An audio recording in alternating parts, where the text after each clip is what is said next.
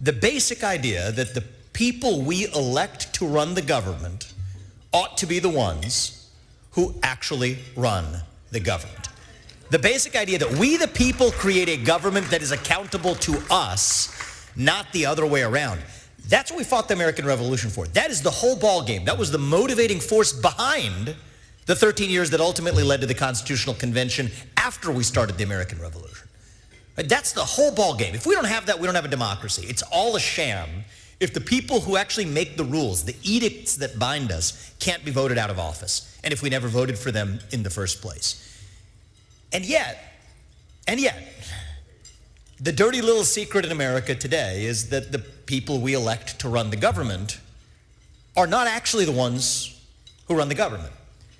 They're unelected bureaucrats who are not even appointed by those who were elected, but are historically those who have viewed themselves as immune from firing, that make not just some, but literally most of the rules that bind everyday Americans. Now, we go through this legal fiction, we'll call them rules and not laws. Okay, you call it what you want. It is an edict.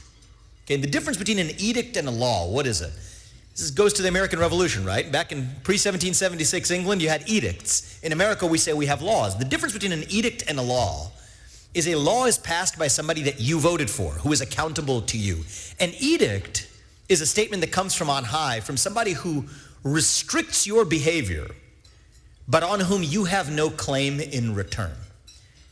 Today, most of the rules that bind Americans in their everyday lives were written and passed not as laws, but as edicts by the very kind of bureaucrat who could not be removed.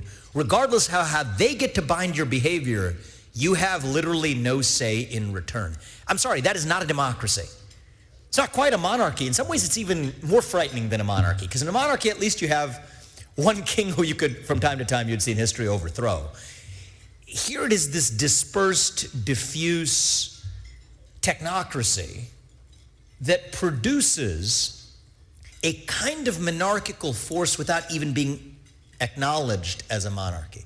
And the trickier part about this, it gets even more tricky, is that the individual people who populate that bureaucracy, they're not actually individually bad people at the level of individuals, because most people are not bad people. Most people are good people, and most people who serve in a bureaucracy, certainly in the federal government, believe that what they're doing isn't being done to harm the everyday Americans whose behaviors they bind. It's actually the opposite of that. They believe they're doing it out of their benevolence for everyday Americans who could not be trusted to govern themselves. So that's the challenge we're up against, is that we don't actually live in a pure version of a self-governing democracy or republic, but we live in a country today, and we're going to change this, but today a country where most of those rules that bind us are made by those who have no direct link of accountability to the people. And without that feedback loop, it's not a democracy.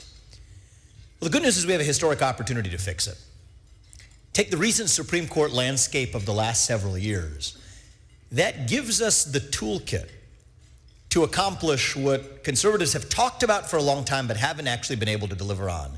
But this is the window in the North Star that allows us to save this country. If the law, it's a rule they call it, but functionally a law, if the rule did not go through Congress and it deals with a major question, a major economic or policy question, it's unconstitutional. It had to go through Congress if it has a major economic or policy consequence. That was seismic. That was in 2022, with the capstone coming this year in 2024 with the Loper-Bright case that held that any rule that had historically received deference, Chevron deference from the federal courts, going forward would no longer receive that level of deference from federal courts. Just those two cases alone. Let's give those people a round of applause. I appreciate that. And a 6-3 majority on the Supreme Court that backstops it. Those two cases alone, let alone SEC versus Jarkissi, countless other cases that have come down saying that the administrative state cannot serve as judge, jury, executioner, rule writer, and prosecutor under one roof. Administrative law judges no longer effectively issuing 99-0 records for the very agencies whose rules they're interpreting. This is a new landscape. It's a brave new world in the best of ways for us to respect the Constitution as the new Supreme Court has told us that we must. That quite literally means that potentially a majority of existing federal regulations, as they exist on the books, are unconstitutional based on what the Supreme Court has already told us.